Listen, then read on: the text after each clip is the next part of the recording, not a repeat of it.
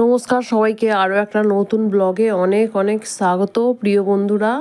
তো এটা হচ্ছে ষষ্ঠীর দিনে রাত্রিবেলায় ঠাকুর দেখতে যাওয়ার একটা ব্লগ।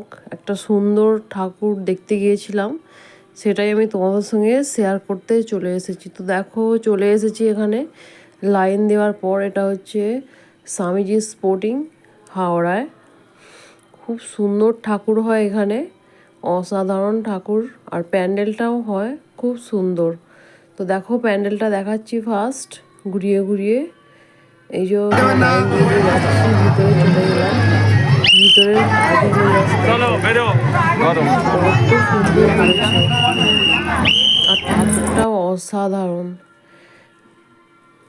দেখে মনে হবে যেন এখানেই দাঁড়িয়ে দাঁড়িয়ে দেখতে থাকি ঠাকুরকে।